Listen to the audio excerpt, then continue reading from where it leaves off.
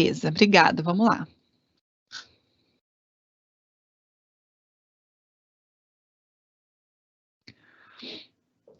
Olá, aluno! Olá, aluna, tudo bem com você? Seja muito bem-vindo, muito bem-vinda à nossa segunda aula da disciplina de Gestão e Saneamento Ambiental. Hoje a gente vai continuar falando aqui sobre alguns assuntos que são importantes para a gente. Eu gostaria de saber se você me escuta, por gentileza, se você puder me dar uma avisadinha aqui no chat, se está tudo certo. É importante para a gente poder seguir aqui na nossa aula, eu sabendo que você está me escutando corretamente, tá bom? Então, por gentileza, se você puder só me dar um ok aqui, se está me escutando bem, para a gente prosseguir aqui na nossa aula. Na aula passada, então, a gente começou aqui a nossa disciplina, falando alguns assuntos gerais, né? Até conversei sobre isso, explicando que a gente teria momentos para falar de uma forma mais geral e alguns outros momentos onde a gente vai trabalhar com assuntos mais específicos. Então, nesse começo da disciplina, vocês vão perceber que as nossas aulas elas são mais gerais mesmo, falando alguns assuntos, né, de uma forma mais generalizada, e que logo a gente vai passar a ter, então, momentos mais específicos, falando sobre resíduos, falando sobre tratamento de efluentes, e outras coisas mais, né, sobre a qualidade da água e outros assuntos. Então, na aula de hoje, é uma aula que a gente vai ter um momento mais para falar sobre algumas leis que são importantes, né, nessa área da gestão e do saneamento ambiental, e um panorama geral nesse sentido, tá? Então, eu gostaria que você, se você tiver alguma intervenção, olha, o Wonder já está falando aqui que está tudo certo, o Lucas também, então, muito obrigada aí pela participação de vocês e pelo envio aqui, né, desse aviso.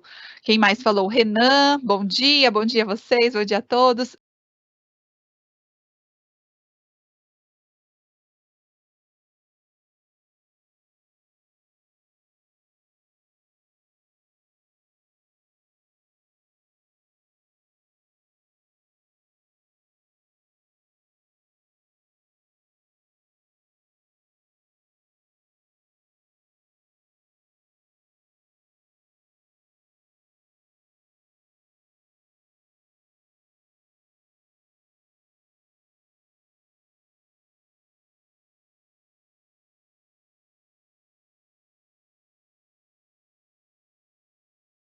Semana passada vocês estavam aqui, vocês conseguiram me ouvir, assistiram a aula certinho? Se puderem me dar um retorno também sobre isso, eu vou ficar bem contente. E eu gostaria de deixar vocês muito tranquilos para participarem ao longo das nossas aulas, né? Então, que vocês mandem, toda hora eu estou olhando aqui no nosso chat a participação, então você pode mandar se você tiver alguma contribuição, às vezes eu estou falando alguma coisa que você já vivenciou aí, que você quer colocar no chat, então pode pôr, que eu estou aqui de olho, né? A gente tem alguns momentos de interação, alguns momentos para parar, mas eu estou sempre de olho aqui e a gente vai estabelecendo esse contato. O Lucas está perguntando aqui se eu consigo ver as mensagens hoje, estou conseguindo. Semana passada deve ter tido alguma coisa aí em relação à comunicação, mas hoje, pelo jeito, está tudo certo, né? Então a gente vai conseguir manter esse contato aí. Deixa eu ver quem mais falou. O Lucas falou que vocês estavam interagindo, mas que eu não estava vendo as mensagens. Ai, que pena, Lucas, mas que bom que vocês, então, colocaram, né, o que estavam pensando, né, e fizeram essa interação. Fico bem feliz de saber, tá? Então, vamos lá. Ficou alguma dúvida da aula passada? Alguma coisa que eu possa ajudar vocês de alguma forma? Se tiver ficado, pode colocar. Tem esse momento nesse início, mas também a gente tem outros momentos, né, adiante que a gente pode retomar essas informações. Então, com certeza, a gente vai ter os momentos aqui para poder ir trocando essas informações, tá? Então, por gentileza, pode colocar o que vocês tiverem ao longo da aula, a gente vai olhando aqui, tá bom? Então, sobre a aula de hoje, a gente vai trabalhar com a legislação sobre saneamento, então são alguns assuntos gerais nesse sentido, entendimento de alguns marcos legais, lei de saneamento básico, o crescimento desordenado de cidades, política nacional de recursos hídricos e vamos falar também sobre o programa Água para Todos. finalizando aí o contexto geral da nossa aula. E a gente começa, então, falando sobre a nossa Lei 11.445, de 2007, que que consta, né, como as nossas diretrizes para o saneamento básico no Brasil. Só que essa lei, a 11.445, ela já passou por algumas complementações por outras leis que foram sendo elaboradas, como no caso da Lei 14.026, que é o novo marco do saneamento ambiental, no marco do saneamento, né, que saiu no ano de 2020, então foi ano passado, né, julho de 2020, a Lei 14.026 saiu e ela trouxe alguns bons complementos para várias outras legislações que fazem parte do contexto do saneamento. E a 11.445 é uma delas. A Lei 12.305, que é a Política Nacional de Resíduos Sólidos, também teve, né, algumas alterações pelo novo marco do saneamento, tá? Então, fique atento nisso, se você puder depois fazer uma pesquisa em relação a essas informações, é interessante, tá? Uma outra questão... Oi, Renato, bom dia também. Uma outra questão que é interessante de a gente falar, que a gente não vai ficar falando só sobre lei aqui hoje, né? É uma explanação geral, não é a lei inteira que a gente está trabalhando, são alguns pontos para a gente entender essa questão do saneamento aí, numa maneira inicial, mas depois você pode pegar essas indicações que eu estou fazendo aqui e fazer uma leitura, né, mais específica, que com certeza isso vai agregar aí no seu conhecimento, tá? Então, a gente tem, né, como um direito, né, de todo cidadão brasileiro, a água tratada, a água de boa qualidade, aos serviços básicos de saneamento, né? Só que a gente pergunta, a gente começa aqui com uma ideia, né? Será que toda a população tem acesso a essa água tratada? Será que 100%, né, a coletividade toda tem esse acesso, né? Então, como que fica essa situação? Então, é uma questão aqui para a gente conversar. A nossa lei 11.445, ela estabelece algumas diretrizes em relação a essa questão do saneamento básico, então tem aqui várias leis que foram alteradas ao longo do tempo, quando esta lei aqui foi promulgada, em 2007, tá? E depois, ó, o novo marco do saneamento, inclusive essa redação que está colocada aqui para você, é retirada do novo marco do saneamento. Então, quando você digitar lá a Lei 11.445, para você fazer a pesquisa e a leitura, você vai ver que muita coisa vai estar escrita assim no final, ó, de cada artigo que você estiver lendo, ou cada informação. Redação pela Lei 14.026. Isso quer dizer que o novo marco do saneamento fez algumas inserções em relação, né, a essa lei que já existia, alterando algumas coisas ou complementando outras, né? Uma das grandes alterações que a gente percebeu com o novo marco do saneamento foi a questão da ANA, né, passar a ser a responsável aí por água e saneamento básico no Brasil de uma forma geral, né? Então, ela era a Agência Nacional de Águas, mais voltada para essa questão das águas, e aí agora ela passa, então, a responder por essa questão do saneamento básico também. Então, houve uma questão de reformulação também em relação ao quadro, né, de trabalhadores nesse sentido. No artigo 1º dessa lei, então, a gente tem algumas diretrizes para o saneamento, falando que os serviços públicos de saneamento devem ser prestados com base em alguns princípios. Quem é da área do direito sabe que nós temos vários princípios aí, que são aqueles que sustentam, né, e dão diretrizes aí especiais para várias áreas. Um dos princípios que a gente toma como base aqui para a discussão é o da universalização do acesso aos serviços, né, de uma forma geral. Isso quer dizer que todo mundo deveria ter acesso, né? Então, os serviços deveriam ser ofertados de uma forma universal e todos deveriam ter acesso, tá? Então, é uma característica que começa. Mas será que a gente tem essa universalização acontecendo, né? Então, é uma questão aqui para a gente pensar inicialmente. Um outro princípio que versa aqui na nossa discussão é sobre a integralidade, né? Então, será que a gente tem integralmente esses serviços sendo ofertados, né? Como que fica essa questão desse conjunto de serviços, né, de componentes de uma forma geral? Então, nós temos aí que os serviços que são básicos do saneamento são a distribuição de água, né, a captação, o tratamento e a distribuição de água. Depois nós temos o tratamento do esgoto, a captação e o tratamento de esgoto, que deve ser feito, o manejo das nossas águas pluviais, para que a gente evite problemas pela cidade, de enchente, de doença, de uma forma geral, a limpeza urbana e o manejo de resíduos sólidos. São os serviços que compreendem aí. Então, essa questão da integralidade está falando sobre, né, a população ter acesso a todos esses serviços e que todos esses serviços sejam ofertados com a máxima da eficácia. Daí eu te pergunto, será que a população rural tem água tratada sendo ofertada pela companhia de abastecimento lá na casa dela? Né? E a questão do recolhimento de resíduo, como que fica na área rural?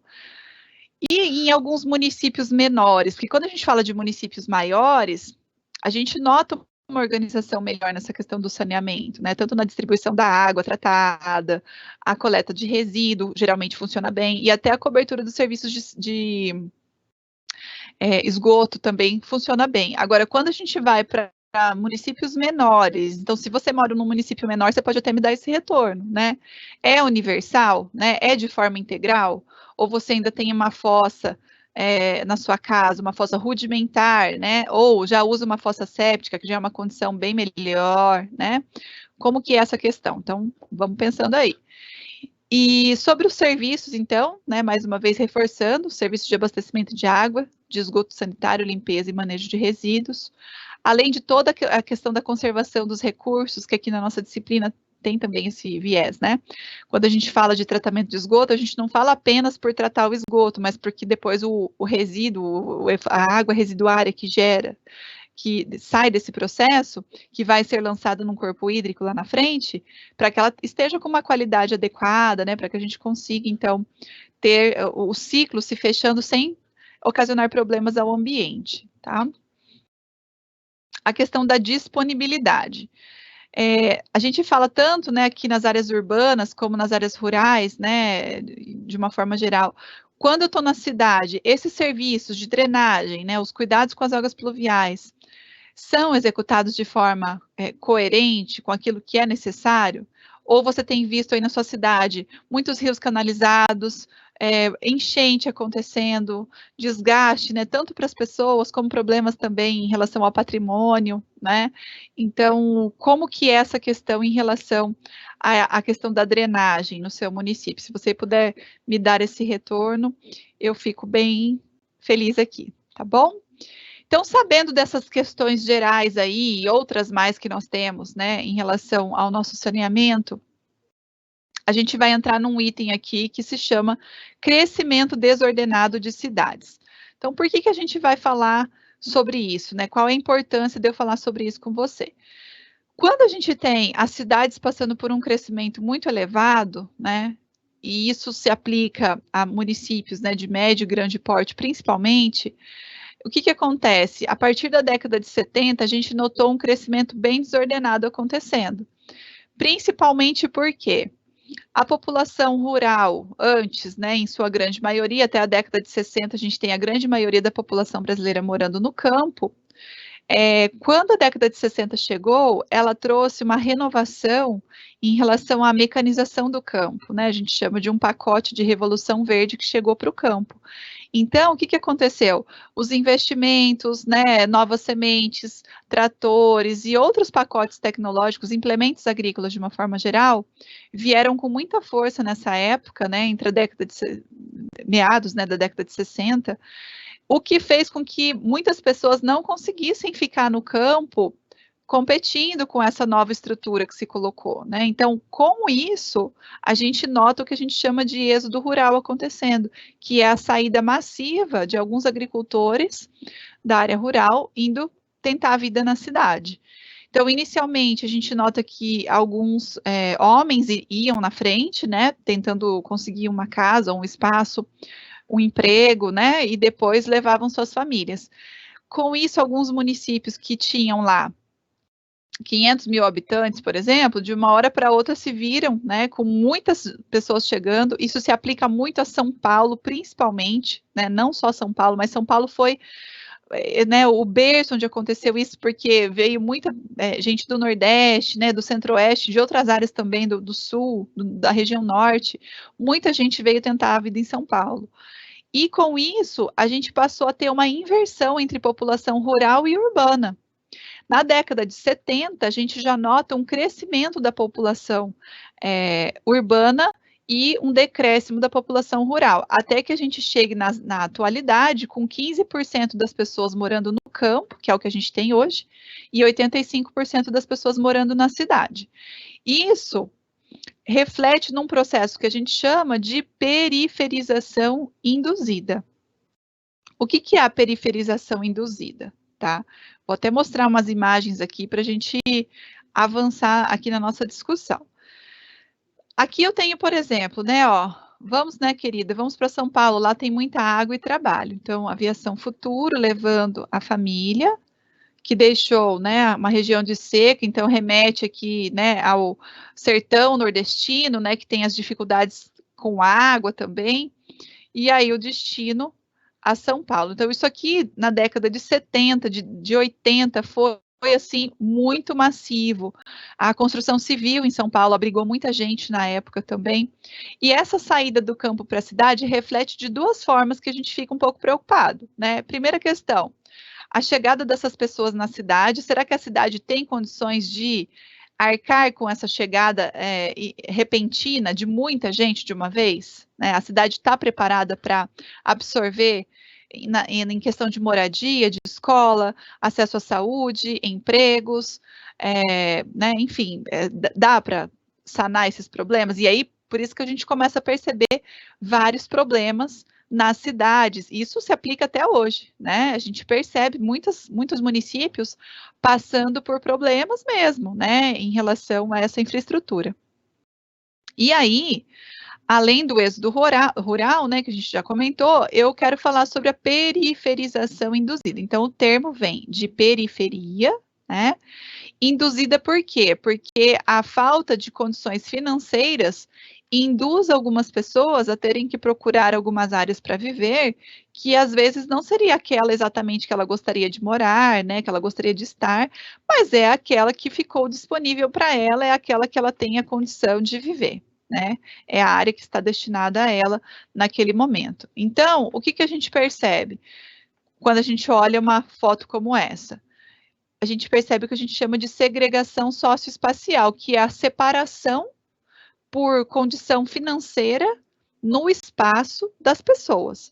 Então, eu tenho um espaço na cidade, que geralmente o centro, né, tem uma infraestrutura melhor, tanto em relação a comércio, serviços, como em relação à prestação, falando aqui no saneamento, né, desses próprios serviços. Então, a oferta, né, do recolhimento do tratamento de esgoto, o acesso à água tratada, o recolhimento diário do resíduo, ou a cada 2 dias sendo feitos, né, então, a dinâmica nos centros da cidade geralmente funcionam de forma muito positiva.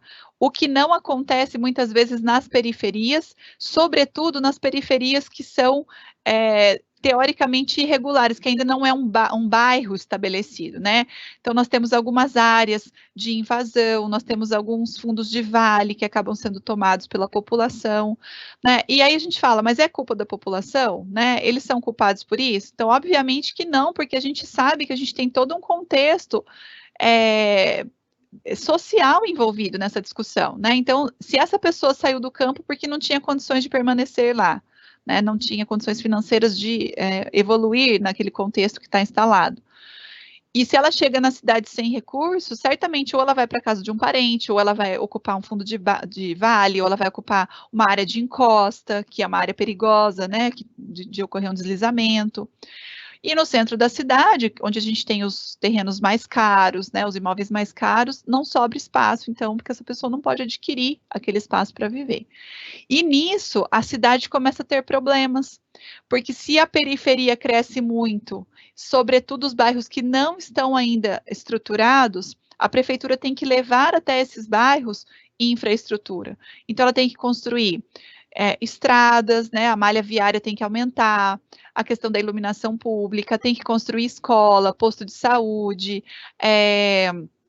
o transporte coletivo tem que funcionar, chegar até lá, e aí a rede, né, de distribuição de água, de esgoto, então é um crescimento que não estava sendo esperado, e que aconteceu repentinamente entre a década de 70 e 80. Por isso que muitas cidades até hoje estão com esses problemas acontecendo, porque ainda não conseguiram absorver, né, e regularizar essas áreas de moradia, né, enfim. Então, São Paulo a gente nota, principalmente, né, muitas periferias com muito carentes de alguns serviços, né, de alguns acessos aí, tá?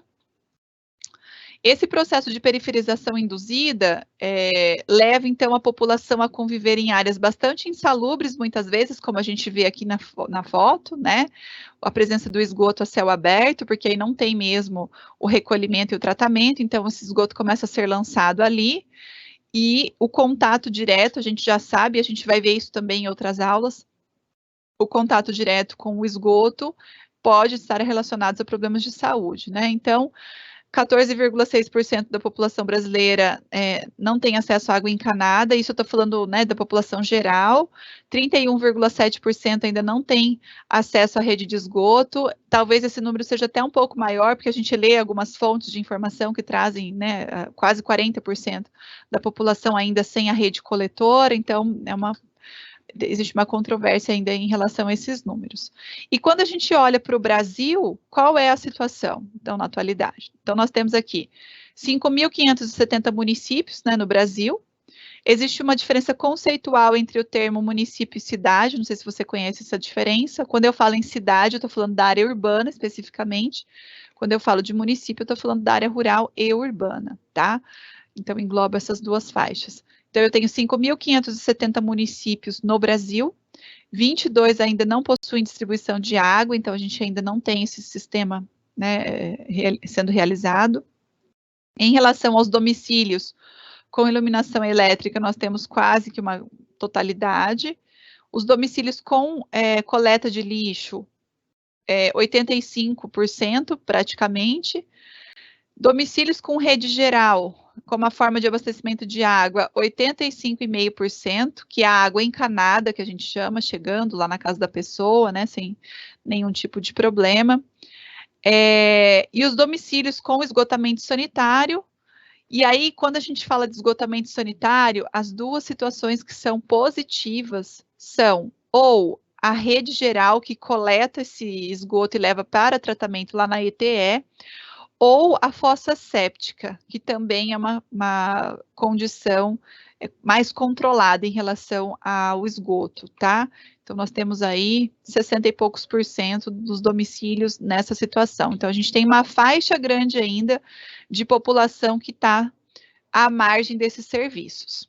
Deixa eu ver aqui no nosso chat se nós temos algum comentário em relação a essas questões. Se vocês quiserem comentando ao longo do que eu estou falando, vendo se de fato tem alguma coisa ou não acontecendo aí onde você mora, pode comentar aqui, tá? O Luiz Fabiano mandou um bom dia aqui, bom dia para você também, Luiz, tá bom? Eu vou colocar uma situação, problema, a nossa aula, ela sempre é dividida, né, assim, a gente tem um momento inicial, onde eu falo o que a gente vai ter na aula, depois a gente tem um momento de interação lá no começo, onde você pode mandar alguma dúvida da aula passada, ou algum comentário, aí a gente faz um primeiro bloco de conceitos aqui para a gente conversar, a gente resolve uma situação aplicável aqui, né, ao contexto, depois a gente tem um outro momento de interação, aí a gente fala mais um pouco sobre conteúdo e no final a gente tem de novo uma situação problema e um momento de interação. Então, fica aberto o espaço para você mandar o seu comentário, a sua dúvida em vários momentos aqui no chat, você pode pôr, que daí eu volto lendo e a gente vai resolvendo juntos, tá bom? Então, vamos lá. Você está fazendo uma obra, né, nos fundos da sua casa e você encontra água no subsolo do quintal. Então, sobre os direitos a esse recurso, né, que é tão importante, você começa a pensar em relação a alguns questionamentos. Por exemplo, a quem essa água pertence, se você pode extrair, se você pode comercializar, como regularizar esse acesso à água, né, e a quem compete mediar essa questão. Então, quando a gente olha na nossa Constituição, né, e em outras legislações também, quando a gente fala de algum tipo de bem que é encontrado no subsolo, né, do Brasil, do território brasileiro, geralmente eles pertencem à União, tá? Então, Se você encontrar petróleo, por exemplo, né, na sua residência, esse recurso vai ser da União, e assim por diante, tá? É o que é dito aí. Então, em relação às águas subterrâneas, elas vão pertencer aos estados, e a gente tem, né, a nossa lei de águas, que a gente chama, ou a Política Nacional de Recursos Hídricos, que é a Lei 9433 de 97, que vai garantir, então, o direito, né, ao uso de água, mas não a questão da propriedade, né? Então, quando a pessoa quer trabalhar com a comercialização dessa água, uma mineradora de água, por exemplo, ela vai ter que entrar em contato com o órgão competente do seu estado, que vai fazer um estudo para avaliar se existe um potencial ali para explotação, que a gente chama, né? O que é a explotação? E não é com R, não, é com T mesmo, tá? Explotação você vai fazer quando você tiver uma condição de água que é viável, tanto em relação à sua característica física, então ela apresenta propriedades onde você pode fazer o consumo, mas também em relação à quantidade que você tem disponível desse bem, e ao longo do tempo, né? Porque não adianta uma mineradora de água também querer construir, né, um local ali para fazer a extração dessa água, envasar e vender, e daqui a pouco o aquífero perder muito ali o seu nível, né? E já não conseguir mais fazer essa distribuição, essa captação e a venda dessa água. Então, essa questão da outorga, né, do direito de uso para você poder fazer a extração dessa água, tudo tem que ser visto com o órgão competente do Estado, que vai fazer uma análise se realmente dá ou não dá certo, tá? Então, é uma questão sobre isso. E também a gente tem a questão da cobrança pelo uso da água, né? Então, por lei, está estabelecido também que esses valores arrecadados, né, eles são aplicados na questão do tratamento da bacia hidrográfica, dos cuidados que a bacia hidrográfica precisa ter. É até falado que não é cobrado pelo uso da água em si, mas pelo serviço que é prestado para fazer a captação e a distribuição dessa água. Então, essa taxa que a gente paga, né, de água, geralmente está associado ao serviço e não ao bem especificamente, tá bom? E aí a gente precisa procurar, então, a autoridade municipal ou estadual para fazer esse tipo de avaliação aí em relação à mineração, tá? E também é interessante fazer uma análise de padrão físico-químico da água para entender que água é essa, quais são os principais minerais que compõem essa água, né? Se não tem algum outro tipo de produto que possa estar ali associado, que tenha uma característica contaminante, enfim, né? São várias possibilidades aí, então por isso que fazer análises físico-química também são importantes para a gente conhecer essa água. Deixa eu abrir aqui o nosso espaço. O Luiz Fabiano falando de requerer no DNPM, né, a questão que é o Departamento Nacional de Proteção Mineral, ou de Exploração Mineral, não lembro bem a letra P agora, que se alguém puder me ajudar. Mas é isso mesmo. A Ana, né, deixa eu ver o Luiz falando, pertence ao país, ao Estado, né, a questão da água, mas é muito difícil, extremamente rigoroso o processo, mas tem que ser mesmo, Luiz, porque você imagina se todo mundo decide, por exemplo, fazer, né, isso. Inclusive, quem gosta, não sei se vocês têm acesso à Netflix, né, quem tem acesso, tem um documentário lá que chama Rotten, R-O-T-T-E-N. Nesse documentário, um episódio lá se volta, se não me engano, são 1 ou 2, tá? Se volta, um é falando sobre o abacate e o quanto de água vai para essa cultura, né? E o quanto se deixa de fornecer água para a população. Então, o interesse do capital sendo sempre, né, maior aí, a água indo para a cultura do abacate, deixando de ir para a população. E também tem um que vai falar sobre a questão da mineração de água. Não me lembro agora se é no Rotten ou se é em um outro, porque eu já assisti tantos documentários, mas enfim. Falando sobre essa questão né, de algumas grandes empresas que pegam essa água, só invasam e vendem, né? Essa questão dela ter esse acesso. Então, é interessante a gente falar sobre isso. Andréia França está falando aqui. Com tudo legalizado, fiz uma cotação recente, 45K para fazer um poço no interior de São Paulo. 45 mil? É isso, Andréia? Que profundidade, Andréia, que o pessoal já tinha ideia? o quão profundo ia fazer a perfuração, só para a gente saber. Se você puder falar o município que você está também, interessante aqui para a gente analisar. Ai, que bom, gente, que vocês estão colocando aqui. Eu gosto quando vocês participam. O Luiz Fabiano, professor, um filme que fala sobre água era o Erin Brockovich, é isso? Eu vou anotar essas coisas, porque eu gosto quando vocês me falam para eu poder assistir também. E tem muita coisa boa, né, que fala sobre essas coisas que nós estamos falando aqui e deixam a gente até interessado em saber cada vez mais, né? Bom, eu vou prosseguindo, vocês podem ir colocando aqui as informações que vocês quiserem. A Andréia França falou que é isso mesmo, 45 mil, 80 metros. Não é tanto, né, se você for ver até, porque tem poço aí de 100, 200 metros, pegando profundidades maiores, mas é um valor, né, considerável. Depende tudo da escassez, né, se a pessoa estiver enfrentando muita escassez de água também, né, se for uma situação complicada. O Luiz Fabiano está falando que as pessoas que tiveram a sua água captavam nos poços ao redor da fábrica que foi envenenada. Nossa, essa é a história do filme? Eu vou querer assistir esse filme. Erin Brockovich. Vou até pegar uma caneta aqui para eu anotar, porque vai que depois o chat sai aqui, né? Erin Brockovich.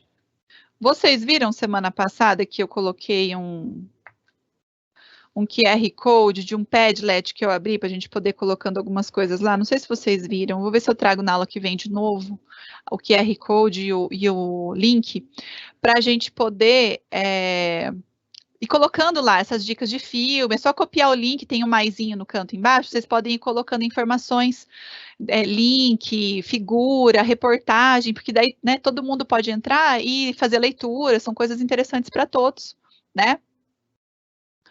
A Andréia diz que cotou em Itupeva, próximo a Jundiaí. Bacana. E o Luiz Fabiano falando que é a história mesmo do filme. Então, depois a gente vai dar uma olhada sobre todas essas questões. Eu agradeço, né, de vocês terem mandado aqui essas ideias. Vamos continuar colocando aqui ao longo da nossa aula. Então, vou passar aqui para o próximo momento, onde a gente vai falar sobre alguns conflitos em relação à água, né? Por exemplo, o que a gente nota no Brasil?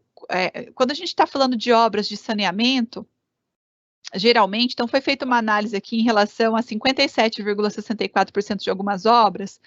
Desse montante aqui, desses 57,64%, obras do Programa de Serviços Urbanos para Água e Esgoto, tá? 29, quase 30% estavam atrasadas.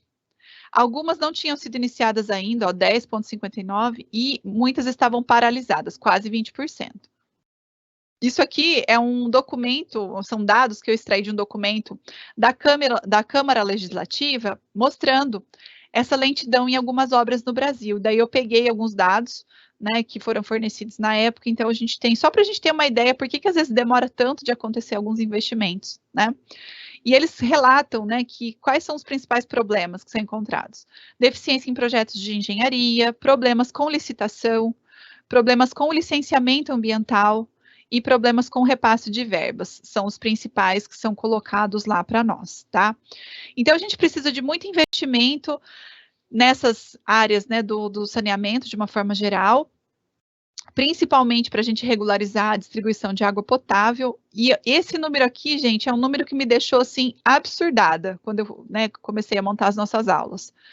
Quase 40% da água que é captada, tratada e vai ser distribuída para a população, ela é perdida no meio do caminho. Então, é um número assustador, é um número muito alto, né? Quase 40%. Porque você tem o quê? Dinheiro sendo gasto para tratar essa água, é a água que está sendo captada, né? Que vai ser enviada. Então, assim, é uma perda inestimável, né? Não por conta de perder água, porque se ela está sendo perdida ali na distribuição, por exemplo, né? Tem vazamento, ela vai acabar infiltrando no solo, vai recarregar aquífero, tudo bem. Mas existe um custo, né, desse processo operacional, que é exatamente isso que a gente está falando aqui. Então, isso vai chegar, de certa forma, no consumidor, em algum momento, né? Aqui eu tenho para falar para vocês, na época que foi ser construída essa usina aqui, eu não sei ao certo o ano, mas deve ter o quê? Uns 10 anos? Acho que mais, né, gente? Quando foi ser construído, eu lembro que na época deu muito problema, assim, que os artistas fizeram muitas mobilizações, foi, assim, bem chocante na mídia, que colocavam muitas questões por conta da construção da usina no Rio Xingu, né, da usina de Belo Monte. Daí, na época, foram feitas várias audiências, né, a população participou, tudo, e foram pesados alguns impactos, tanto positivos como negativos, para se chegar aí essa questão da escolha, né, pela construção. Então, os principais impactos positivos, e o que mais pesou certamente, foi esse aqui, né, que é o aumento da capacidade geradora de energia para o país, e também, junto a isso, aumento de empregos, né, desenvolvimento das cidades, então, um aumento da renda nesse local, então, seriam aspectos aí legais. Agora, os negativos, e o que eu vou mostrar para você numa imagem já já, é uma mudança muito grande que aconteceu no contexto do rio, por conta do barramento, né? Então, quando você faz a barragem ali para a construção da usina, muda toda a questão da vazão, da velocidade dessas águas, né? O alagamento, os hábitos da ictiofauna, né? Então, é uma alteração muito grande que acontece no corpo hídrico e no entorno, na vida das pessoas também, né? É relatado nesse documento, violência, barulho, poluição, que aumentaram na cidade por conta da movimentação de mais pessoas, desse crescimento que aconteceu no município por conta da instalação da usina. Então, isso também é relatado, tá? Então, aqui, ó, 2015, então deve ser, né, deve ter começado talvez um pouco antes aí. Então, o canteiro de obras da usina, para você fazer a barragem, né, e aí começou, então, a ser desviado o rio Xingu, e a vazão dele foi diminuindo numa região que a gente chama de Volta Grande, tá? Então, ó a grandiosidade da obra, né, uma obra extremamente grande mesmo, né, o impacto ambiental é absurdo, mas assim, o que são as coisas que pesam é aquilo que a gente estava falando, né? A parte positiva seria o aumento muito interessante em relação à questão da energia, da oferta de energia, né? Não sei o que você pensa sobre isso, se você quiser colocar no nosso chat também, se você concorda ou não, né? O fato é o seguinte, o rio Xingu, no ano 2000, ele tinha essa configuração aqui, tá? Então, a drenagem, né, funcionava desta forma, nós tínhamos essa situação. No ano de 2017, então, a gente pode notar até outras informações nessas duas imagens de satélite aqui, né? 17 anos se passaram, a gente nota o uso do solo bastante alterado, essas marcas aqui, ó, mais clarinhas, a gente nota que são áreas que foram sendo ocupadas, né, áreas de solo descoberto, que de certa forma estão ocupadas com alguma coisa. Pode ser com culturas, né, pode ser pequenos núcleos urbanos, enfim.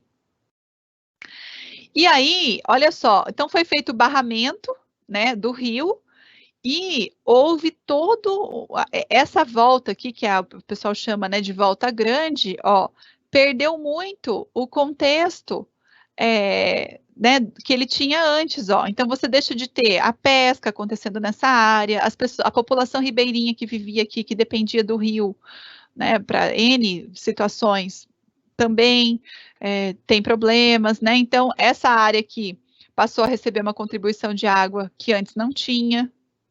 Então, a gente nota que esse desvio, né, ele altera muito a condição da paisagem, as águas que saem depois do barramento, né? Então, a barragem é feita, a água vai movimentar a turbina e a água que sai ao fim do processo ali, ela sai com uma outra velocidade, né? Então, a ictiofauna que vai se ocupar, que é a fauna desse rio, né? Os peixes e outros organismos, vão ter uma condição de vida alterada, assim como toda a questão da paisagem aqui, toda a questão ambiental que é alterada, tá? Então, mais para a gente tomar esse conhecimento mesmo.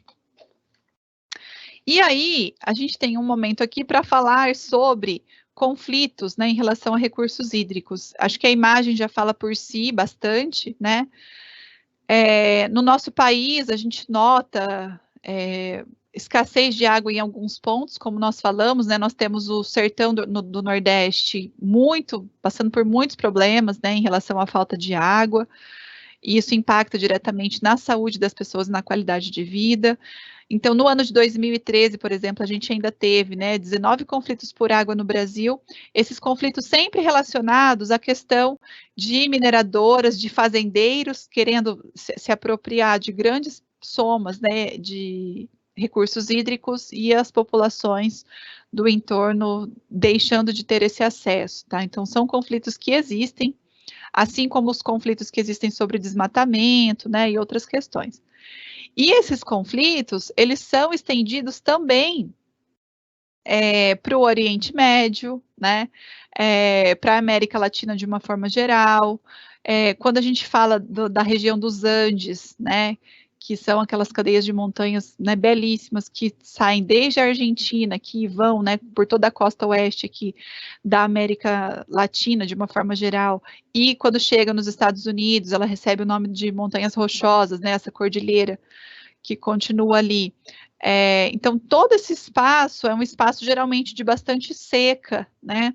A gente tem alguns desertos, porque a cordilheira ela acaba sendo um barramento para as massas de ar úmidas que vêm do oceano, que não conseguem transpor a barreira da cordilheira, né? Então, essa região toda que acompanha essas montanhas costuma ser de bastante seca, e a gente costuma ter conflitos também pelo acesso à água, tá?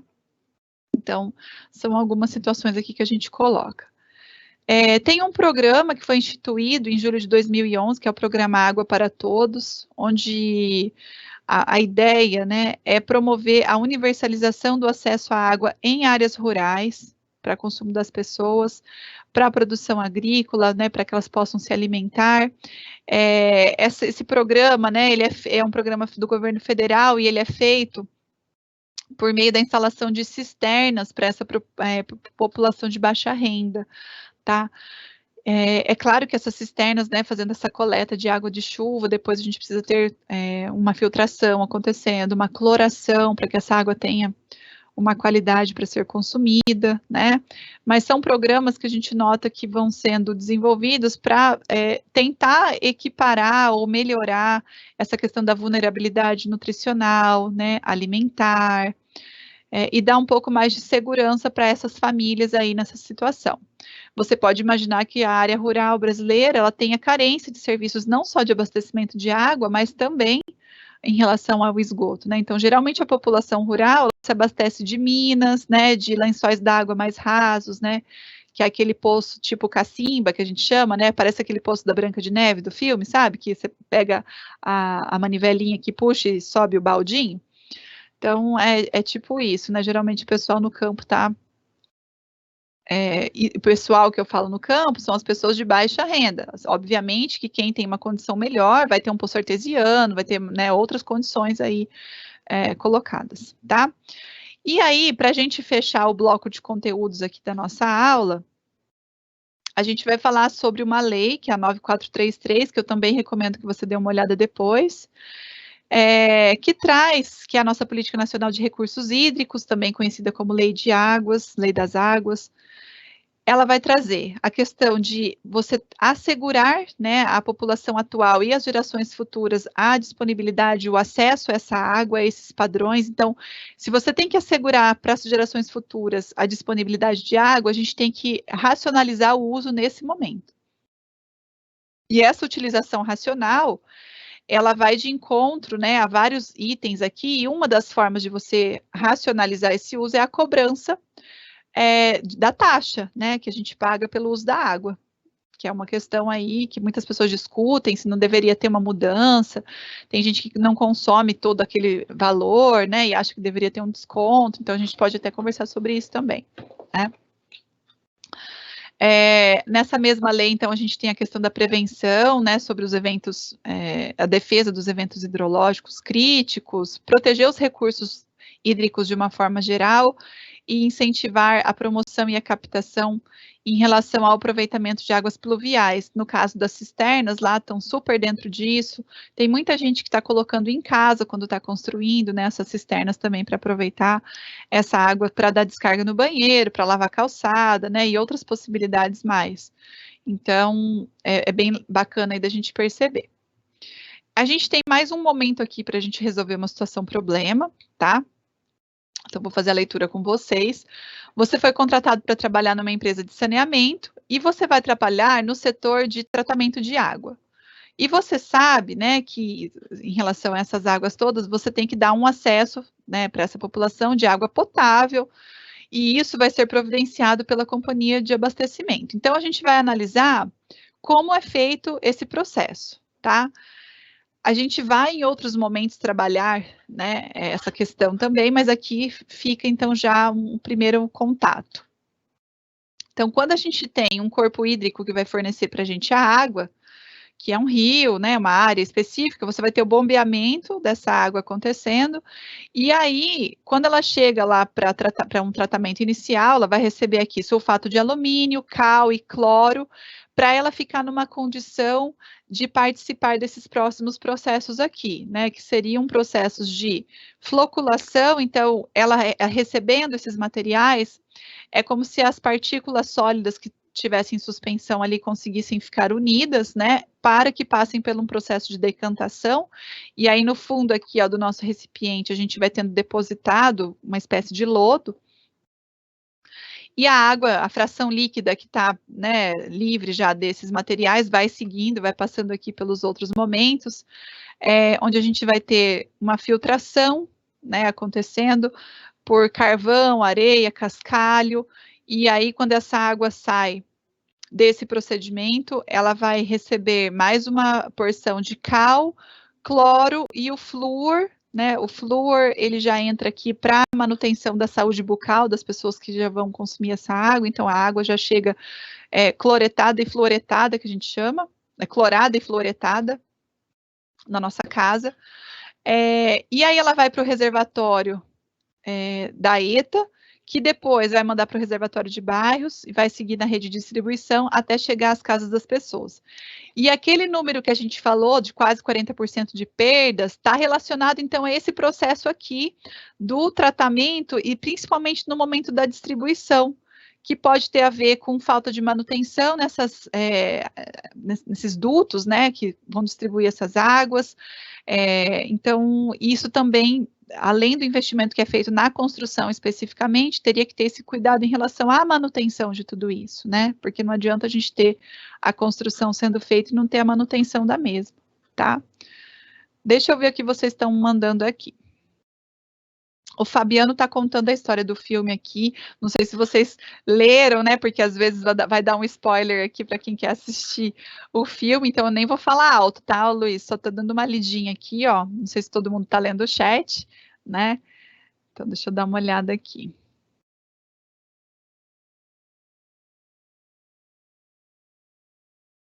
Ai, bacana, hein? A história do filme. Vale a pena, viu, gente? Quem quiser. O Francisco está falando que viu o Padlet, mas não acessou, não tem problema, gente. Aquilo lá é uma ferramenta a mais, que eu até vou trazer o link semana que vem, que é um espaço, como se fosse um mural para gente, quem quiser colocar lá alguma coisa que seja importante, que achou, né, que é interessante, pode colocar, tá? E o Luiz Fabiano está falando assim, professora, sobre a questão do saneamento básico, né, do esgoto, os políticos não fazem, porque não aparece, não dá voto, deixam de lado e fazem obras que dão visibilidade. Eu acredito um pouco nessa questão também. Não são obras muito populares, né? Mas tem muitos políticos que estão preocupados com a saúde das pessoas e daí acabam indo para esse lado também, né? Então a gente tem as duas faces. Como tudo, né? Na vida a gente acaba tendo dois lados aí. Professora, hoje em dia no sertão brasileiro estão sendo executados poços artesianos, e cisternas para o povo. Eu sei disso, pois tenho amigos engenheiros que estão trabalhando nessa parte. Se não me engano, o Batalhão Ferroviário de Lages está fazendo novas rodovias, fazendo esses serviços. Então, a gente tem mesmo, né, vários acessos que estão acontecendo a esses recursos hídricos. Demorou muito para chegar, né?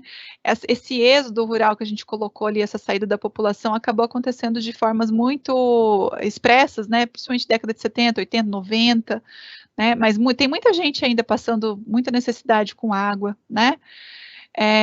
E aí outras questões falando sobre a tubulação antiga, né, a Luiz está colocando aqui,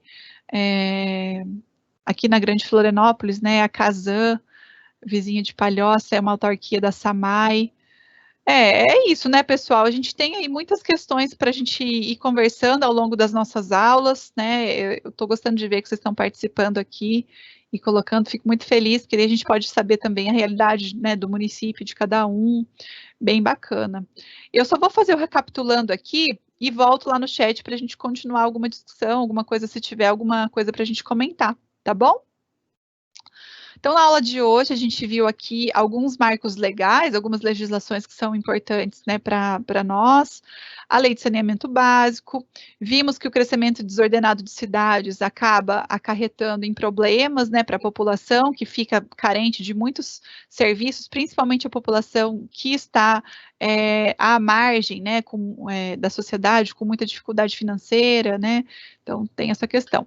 Vimos a Política Nacional de Recursos Hídricos, uma pequena parte até, acho que você pode dar uma lida depois nisso, e também o Programa Água para Todos, além de outras questões aí conflituosas, né, que aparecem aí e o Luiz Fabiano está falando que ele é muito falador, mas não tem problema, gente. A gente está aqui, esse momento é para a gente conversar mesmo, tá bom? Então, eu quero agradecer a sua participação. Muito obrigada por você ter feito parte aqui da nossa aula, né? Todo mundo que está aqui, que está mandando dúvida, que está mandando comentário, fico muito feliz pela participação. Semana que vem a gente tem um novo momento para a gente conversar, tá bom? A gente se vê. Obrigada, até!